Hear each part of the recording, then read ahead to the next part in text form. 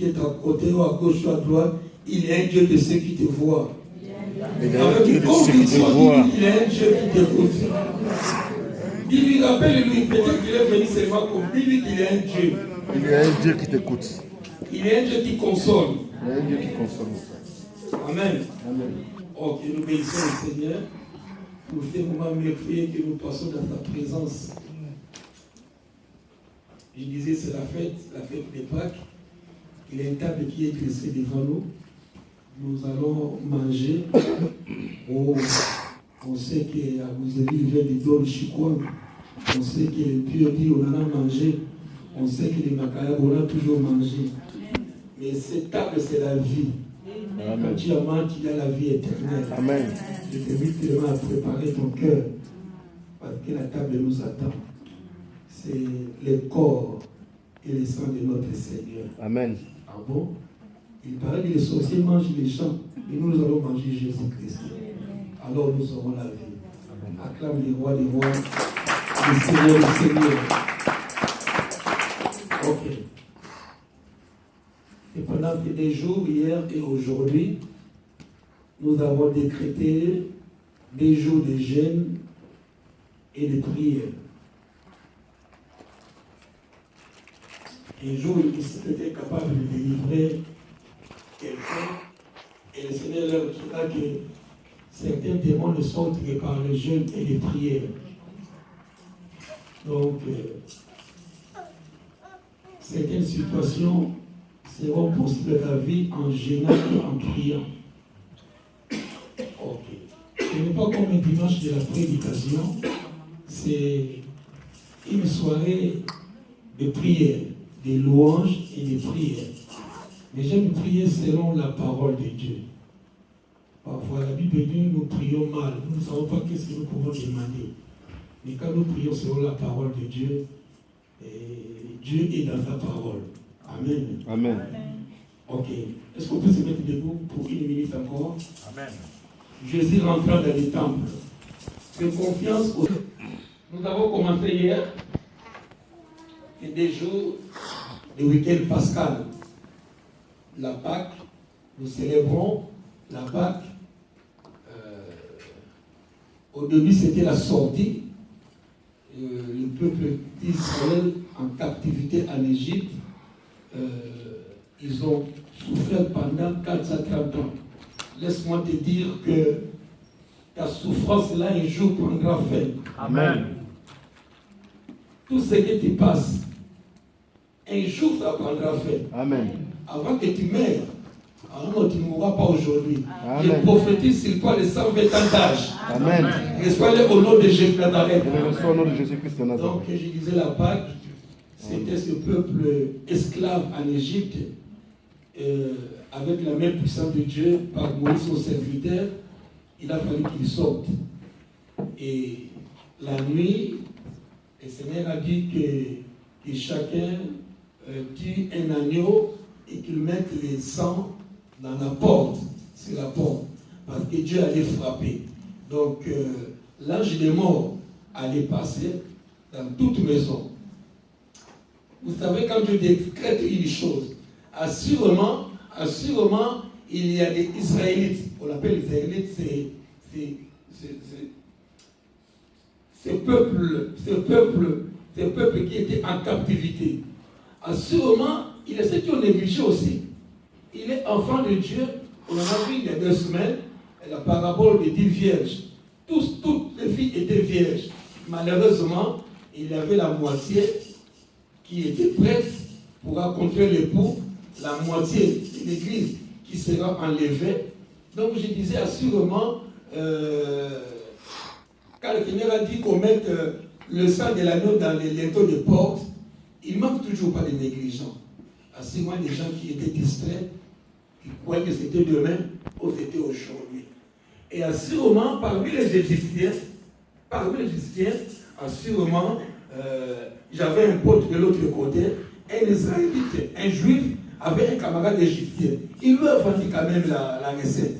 Tu sais, aujourd'hui, Dieu nous visitera. Donc, de l'autre côté aussi, Dieu a sauvé. Il y avait des gens qui ont mis le sang de l'agneau. Et puis quand l'âge de mort passait, il a passé autre. Voilà, la Pâque, c'était la première sortie des enfants d'Israël en captivité. Et je prophétise que tu sors de la captivité. Amen. Tu amènes avec conviction. Amen. Longtemps tu étais lié, traîné ci et là, un esprit te dérangeait. Tu ne pouvais pas faire pas comme les enfants d'Israël en Égypte. Ils ne pouvaient rien faire sous la domination. Aujourd'hui, combien qui sont ceux-là sont sous la domination des esprits impurs. Mais laisse-moi dire que cette séance a été préparée pour toi et pour moi. Amen. Nous ne sortirons pas ce soir comme nous sommes entrés. Amen. Tu peux dire Amen plus fort. Amen. Okay. La Pâque, c'est la Sainte Seine, c'est la mort et la résurrection. Notre Seigneur est vivant. Amen. Le tombeau est vide. La croix est vide. Nous célébrons la Pâque. Donc, Jésus-Christ mort, ressuscité. Il vit en toi, il vit en moi. Et tu peux dire Amen. Amen. Ok. J'ai beaucoup parlé, c'est hier et aujourd'hui, je parlerai un peu avant que nous puissions prier de la malédiction. Donc, hier, on a passé un beau temps dans la malédiction que moi ou toi avait ouvert la porte. Même en notre temps, il y a la malédiction, il y en a. Malgré l'avancée technologique, malgré la médecine moderne, malgré on peut téléphoner le Congo aujourd'hui, à l'instant même tu parles, il y a maman, papa Constant ou maman Nicole qui me dit, j'ai parlé avec Henri au Canada, à la seconde, l'avancée technologique. Mais les démons n'ont pas besoin de cette avancée. Pour eux, le monde était comme toujours. Malgré nous avançons technologiquement, la médecine a fait un grand pas. Mais les démons restent. Depuis qu'ils étaient déchus, ils restent les mêmes. Ils ne changent pas. Ils peuvent posséder les uns et les autres. Ils peuvent s'approprier les uns et les autres. Indépendamment de ta volonté. Indépendamment de ta volonté. Mais tu vis des choses que tu ne peux supporter. Peut-être une infirmité, peut-être une maladie, peut-être une faiblesse, peut-être une pauvreté que tu ne comprends pas d'origine. C'est pourquoi nous avons parlé de la malédiction. Malédiction volontaire, c'est moi qui suis à l'origine. Aujourd'hui, on parlera de malédiction involontaire. Donc, je ne sais pas comment ça a commencé. Sûrement, sa source, c'est un agent extérieur. Pour un peu rafraîchir la mémoire, pour dire qu'il y a la malédiction, même Jésus, un jour, avait faim. Il a vu un figuier de loin. Il a dit, oh, j'avais fait, j'ai gêné 2, 3, 4 jours. Voilà un peu un figuier qui va nous faire du bien. On va manger le fils qui est fou, oui. Il amène toute la troupe. Ils arrivent au figuier. Malheureusement, ce n'était pas la saison des figuiers. Ah bon? Il déclare, c'est figuier. Moi, Jésus, je suis le créateur. Jésus, je suis celui qui a créé le figuier. Jésus, je suis celui qui a créé toute chose qui peut exister sur la vie. Comment j'ai besoin de manger le figuier? Le figuier n'est pas à son temps. Il maudit le figuier. Que personne ne manque de ton fruit. La parole du maître, il a tourné, il est parti. Juste une parole. Et le lendemain, revenant sur le même chemin, oh, les disciples trouvent quelque chose de merveilleux. Le figuier qui était si grand, avec les feuilles vertes, tout séché, de la racine jusqu'aux branches. Maître, mais voilà le figuier que tu avais déclaré les choses. Et laisse-moi te dire que le diable c'est un copieur de Christ. Si Jésus pouvait par la parole déclarer, et à l'instant même, le figuier a séché. En plus, aujourd'hui, il y a des gens parmi nous, dans nos familles, je ne sais pas moi, quelque part. La bénédiction ou la malédiction, c'est une parole. Les paroles sont esprit et vie. Les paroles que nous déclarons. Assurément, si nos vies aussi, quand je voyageais, maman a déclaré les bonnes paroles. Va mon fils. Oh, que Dieu te bénisse là où tu pars. Mais peut-être aussi, au même moment, il y avait des gens qui étaient jaloux. C'est là comment il est parti. On appelle ça hôtel. Ça, c'est l'hôtel, il est là où on prêche, où on parle. Et au même moment aussi, dans le monde des ténèbres, il y a ce qu'on appelle hôtel. Pas l'hôtel où on dort. Hôtel avec A-U-T-E-L. Là, on peut faire un sacrifice divin. Donc, il y a des paroles qui se lèvent aussi pour te faire du mal. Je fais confiance à mon Dieu cet après-midi. Amen. Tu peux dire Amen plus fort. Amen. Aujourd'hui, tes paroles comme tes paroles. Alléluia. Je suis convaincu cet après-midi que vous ne sortirez pas comme vous êtes centrés. Amen. Est-ce qu'on va acclamer le Seigneur? Jésus fait quelque chose. Merci pour cette adoration qui est montée vers toi. On t'a tellement célébré, Seigneur. Je suis confiant de cette adoration qui s'est ouvert le long de ton peuple. Tu l'as reçu.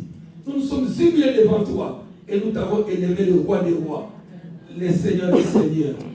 Pour rafraîchir les mémoires, un petit rappel, révision. Hier, on a parlé un peu des malédictions volontaires. Il y en a tellement beaucoup. Il y en a beaucoup et beaucoup. On peut faire des séminaires sur séminaires. Mais j'ai prélevé seulement pour gagner du temps. C'était hier. Les gens revenaient du travail, fatigués. On a pris quelques points. Juste quelques points. Donc, parmi les malédictions volontaires, que l'enfant de Dieu est à l'origine. Donc, ce n'est pas le diable, ce n'est pas la tante ou l'oncle. Parfois, nous-mêmes. C'est-à-dire, et dans le livre de Deutéronome, nous voyons deux couples. Il y a Deutéronome 1 à 14, Dieu bénit. Et de 15 ou 16 à 30, il y a la malédiction. Et à la bénédiction, Dieu dit, si tu obéis à ma parole, à mes ordonnances, donc, si nous obéissons à la parole de Dieu, nous serons bénis. Malheureusement, quand nous n'obéissons pas, donc c'est le contraire. Nous sommes maudits. Dieu dit, je fais un choix. La bénédiction et la malédiction. La bénédiction, c'est une faveur. La bénédiction, c'est une grâce. On ne comprend pas. Ces frères-là, non. On était tous, on a cherché du boulot. Mais comment on l'a eu, on ne comprend pas. Par la voiture qui se renverse, on pouvait imaginer des personnes sortiront du bus, du métro. Surtout, il faut beaucoup de prières. Avec cet islamiste qui met des bombes ici, par-ci, par-là. Mais bizarrement, pendant que le métro éclatait en fumée dans le feu, mais tu te trouves à 10 mètres, tu n'as même pas compris comment tu es sorti du métro. On dit là, il a la grâce de Dieu. Il a la faveur de Dieu. Voilà les choses que nous cherchons. Oui, l'argent répond à tout. Mais j'aimerais que tu aies la grâce de Dieu, que tu aies la faveur de Dieu, que toutes les choses du monde. Quelqu'un qui sort d'un train accidenté d'une voiture, il peut encore faire l'argent. Tout est possible. Mais la malédiction, parfois, c'est le sort. C'est le sort, c'est un jugement. Le jugement que Dieu fait aux uns et aux autres. On ne va pas trop tarder, on en a parlé. Parmi la désobéissance, c'est dans les 10 commandements contre le livre de Moïse, Exode 20, on l'a cité hier. On a tiré un peu les enfants. C'est pour nous tous. Assurément, à mon âge aussi, à cinquantaine, il y a d'autres qui ont leurs parents aussi. Et la Bible disait, enfant, honore ton père et ta mère, afin que tes jours se prolongent dans le pays que l'Éternel, ton Dieu, te donne. J'ai insisté, parce que j'ai des enfants, nous avons des enfants, à voir comment parfois ils se comportent. Et on n'a pas grand-chose à dire, parce que l'État a mis des barrières. On peut gifler, on peut chasser, c'est son droit. Et les parents sont diminués dans leur engagement. Et les enfants, sachant que là, qu'ils ne peuvent pas recevoir des gifles, parfois ils se permettent. Mais nous ne sommes pas les enfants de la France. Nous sommes les enfants du roi des rois. Nous sommes les enfants de Dieu.